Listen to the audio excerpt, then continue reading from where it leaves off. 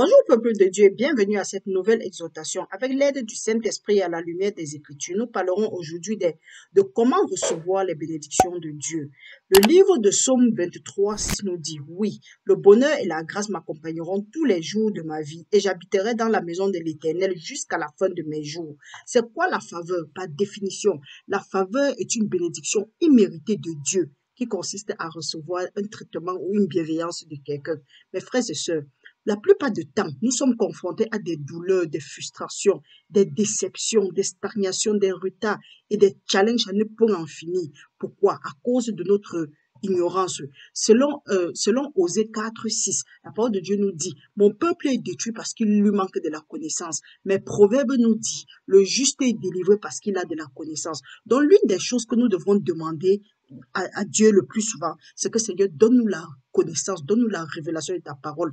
Il est écrit dans Somme 119, verset 130, la révélation de ta parole est claire et il donne de l'intelligence aux insensés. Donc, tant que tu n'as pas la révélation de ce qui te fait opposition, tu ne sauras jamais comment est-ce que tu vas combattre ça. Au contraire, tu seras toujours vaincu, alors que tu es plus que, la parole de Dieu dit que tu es plus que vainqueur dans le Seigneur Jésus-Christ. Donc, mes frères et sœurs, l'une des causes pour laquelle nous souffrons et qui a ce manque de faveur, c'est parce que nous faisons des choses comme nous l'entendons, ou bien comme le monde nous dicte, nous analysons comme nous le voulons. Or, la parole de Dieu nous dit dans Romains 12, 2, que ne vous conformez pas au monde présent, mais soyez renouvelés par votre esprit, afin de savoir ce qui est bon et agréable à Dieu. Mais dans la plupart des cas, nous ne cherchons pas à analyser ce qui nous vient dans la tête. Est-ce que ça marche avec ce que le monde veut? Nous voulons plutôt nous aligner, nous voulons nous conformer au monde présent. Or, quand nous conformons au monde présent, la parole de Dieu dit que celui-là qui veut aimer le monde est ennemi de Dieu. Donc, tant que tu te conformes au monde présent, tu n'es pas en train de chercher la volonté de Dieu. Et la parole de Dieu nous dit quelque part aussi dans Proverbe, je crois que c'est Proverbe 26, Proverbe 14, 12. Il dit, telle voie paraît droit aux yeux d'un homme, mais son issue est la voie de la mort. On a dit plusieurs fois ici que la mort, ce n'est pas automatique, ce n'est pas ce n'est pas physique. La mort veut dire mourir peut-être dans un domaine de ta vie. C'est pourquoi la parole de Dieu nous dit dans Romains 8, 14, Romains 8, 13, il dit que si l'Esprit qui a ressuscité Jésus-Christ d'entre les morts habite en vous, à combien il va ressusciter notre corps mortel. Donc, nous voyons maintenant la grandeur du Seigneur. Quel que soit le problème que nous avons, quel que soit ce qui se passe dans nos vies, Dieu a déjà pourvu une solution. Donc, bien aimé, parfois, quand nous prions, nous demandons la direction à Dieu par rapport à une situation, peu importe, nous devons toujours demander la direction de Dieu parce qu'il nous dit dans sa parole dans Proverbe 2, dans Proverbe 3, de verset 3 à 4, il dit que la fidélité ne t'abandonne pas, lis-les à ton cou, écris-les sur les tableaux de ton cœur. Tu acquerras ainsi de la grâce et une raison saine aux yeux de Dieu et aux yeux des hommes.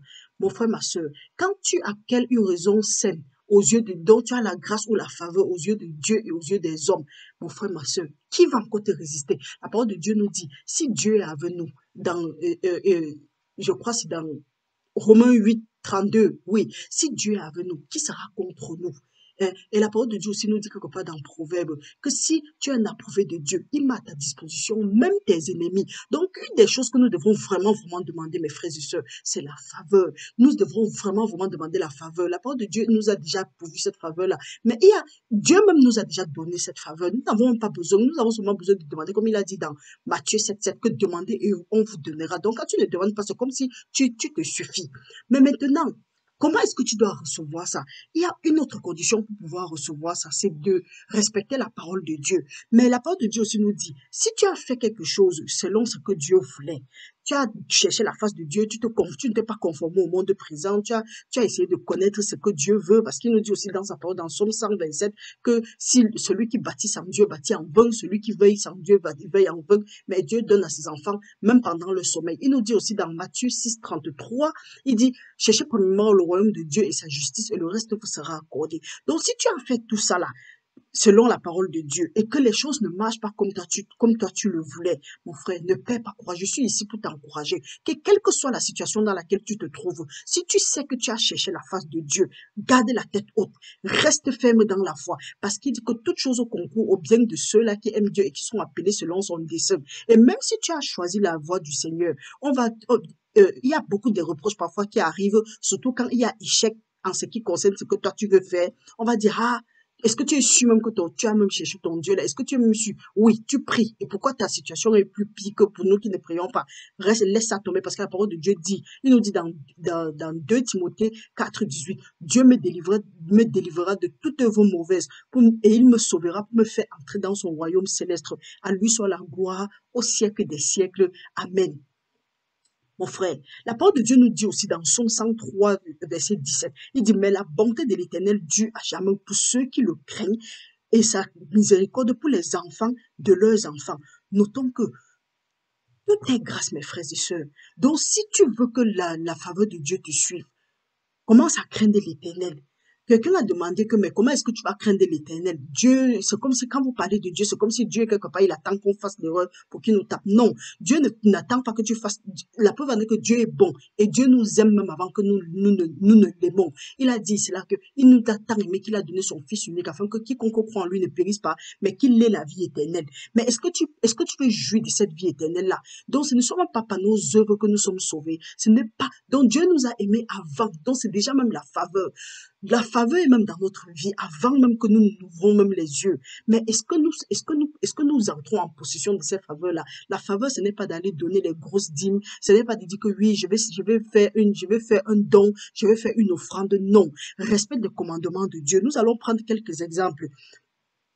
Peu importe ta position, mon frère, peu importe ton rang social, peu importe ce que tu peux, ce que tu fais, même si tu es juste, mon frère, ce n'est que la faveur de Dieu qui te garde jusqu'à ce moment-ci. Donc maintenant, si nous allons un peu continuer, nous allons voir quelques exemples dans la parole de Dieu. Quand nous regardons dans la parole de Dieu, nous voyons dans Genèse 1, à partir du verset 27 jusqu'à 28, la parole de Dieu dit, Dieu dit, créons l'homme à notre image. Et c'est après que Dieu ait béni l'homme, que l'homme a été à mesure de se multiplier, de remplir la terre, d'assujettir et tout ça là. Donc, Dieu avait créé l'homme. Mais tant que Dieu ne l'avait pas encore béni, il n'était pas à mesure de faire ça. Donc, l'une des façons de recevoir la faveur de Dieu, c'est quoi? C'est en obéissant à sa voix. Parce qu'il nous dit aussi dans Deutéronome 28:1, il dit, si tu obéis à la voix de l'Éternel ton Dieu, en observant et en mettant en pratique tous ces commandements que je te prescris aujourd'hui, l'Éternel ton Dieu te donnera la supériorité sur toutes les nations de la terre. Voici les bénédictions qui se répandront sur toi et qui seront ton partage lorsque tu obéiras à la voix de l'Éternel ton Dieu. Donc, l'une des meilleures façons de recevoir cette faveur, c'est d'obéir à la voix de Dieu. Parce que tu ne peux pas être hors du plan de Dieu et attendre que Dieu vienne accomplir ce qu'il a dit. Dieu n'est pas un homme pour mentir, ni un fils de l'homme pour se repentir. Ce qu'il a dit va s'accomplir. Et il nous dit aussi dans Jérémie, je crois que c'est dans Jérémie 1:10, il dit que Dieu veille sur sa parole pour l'accomplir. Donc, si tu es hors de la parole de Dieu, oublie que Dieu va accomplir sa parole dans ta vie. Ce n'est pas pour dire que Dieu ne va pas te bénir. Dieu bénit tout le monde. La preuve est qu'il fait soleil sur tout le monde et il pleut sur tout le monde, les bons et les méchants. Mais il y a des grâces particulières, il y a des faveurs particulières que ce n'est que dans l'obéissance de la parole de Dieu que tu vas les recevoir, que nous allons les recevoir. Donc, apprenons à obéir à la voix de Dieu. Maintenant, quand nous continuons à lire à partir du verset 3, il dit, tu seras béni dans la ville et tu seras béni dans les champs. Le fruit de tes entrailles, le fruit de ton sol et tout et tout. Donc, nous lisons jusqu'à 14. Nous voyons seulement les bénédictions si nous écoutons à la voix de Dieu. Abraham a été béni, pas parce qu'il était bon ou bien parce qu'il était juste. La preuve en est que nous voyons aussi les erreurs qu'Abraham a commises, que ce soit avec Agaï ou bien nous voyons aussi les erreurs d'Abraham. Mais Dieu, par sa grande miséricorde, par sa grâce, a toujours pris Abraham pour le juste. Pourquoi? Parce qu'Abraham obéissait à la voix de Dieu. La preuve en est que quand Abraham a dit que laisse la maison de ton père et va et je vais faire de toi, il a écouté la parole, il a écouté la voix de l'Éternel et il est parti. Maintenant, un exemple très palpable que nous allons utiliser ici, c'est le fils d'Abraham, c'est-à-dire Isaac. Nous allons lire Genèse 26 à partir de 1, à partir de 2. L'Éternel lui apparut et dit, ne descends pas en Égypte, demeure dans le pays que je te dirai. Séjourne dans ce pays-ci. Je serai avec toi et je te bénirai, car je donnerai toutes ces contrées à toi et à ta postérité, et je tiendrai le serment que j'ai fait à Abraham ton père. La condition pour que Isaac soit béni, c'était quoi? C'était qu'il écoute la voix de Dieu et il reste. Maintenant, qu'est-ce que la parole de Dieu nous dit dans 5? Il nous dit dans Genèse 26, à partir du verset 5, il dit, parce qu'Abraham a obéi à la voix et qu'il a observé mes ordres, mes ordonnances, mes statuts et mes lois. Et Isaac resta à Guérard. Isaac, nous allons maintenant à 12. Nous paraphrasons, nous allons à 12. Isaac s'aima dans le pays et il recueillit cette année le septuple car l'Éternel le bénit. Cet homme devint riche et il alla s'enrichissant de plus en plus jusqu'à ce qu'il devint fort riche. Mes frères et sœurs, c'est la bénédiction de l'Éternel qui enrichit et ne fait suivre d'aucune douleur. Avec la grâce de Dieu, tu n'as pas besoin de faire un genre d'effort exceptionnel. La preuve en est qu'il y a un adage assez courant qui dit que là où quelqu'un va rencontrer les difficultés, tu vas rencontrer les opportunités. Tu ne rencontres pas les opportunités parce que tu es fort, parce que tu es intelligent, parce que ce n'est ni par la force, ni par la puissance, mais c'est par l'Esprit de Dieu. Tu rencontres ces opportunités parce qu'il y a la faveur de Dieu sur toi. Il y a certains postes, ou bien il y a un rang social, il y a certaines choses que les gens acquièrent. Il y a des gens qui méritent ça, mais ils n'acquièrent pas la même chose. Pourquoi? Parce qu'il y a la faveur sur ceux-là qui ont cette chose-là. Mais qu'à cela ne tienne, Dieu, ce n'est pas parce que quelqu'un a quelque chose que toi tu n'as pas pu avoir, que tu vas dire que non, tu mérites ça. Non, la faveur ne voit pas ça. La faveur ne joue pas avec le mérite. La faveur, c'est la grâce, c'est immérité. Ici, on parle d'Isaac. Il y a eu la famine en Égypte. Il y a eu la famine dans le pays où il était. Il est parti voir Abimelech. Et quand nous regardons bien l'histoire d'Abraham avec Sarah, c'est encore répété avec Isaac et Rebecca. Il y a eu la famine. Il est parti. Il est allé voir Abimelech. Or, Abimelech était le roi des Philistins. Et toutefois qu'on parle de la Bible, dans la Bible des Philistins, on parle des ennemis du peuple de Dieu. Donc, Philistin veut aussi dire les sorciers peut-être qui te poursuivent ou bien en tout cas, ou bien tout ce qui te fait résistance, pas forcément les sorciers, mais tout ce qui te fait résistance, tout ce qui vient contre la volonté de Dieu dans ta vie, ce sont des Philistins. Isaac est allé voir Abimelech et il voulait aller en Égypte. Dieu lui a apparu et lui dit non, tu n'as pas besoin d'aller.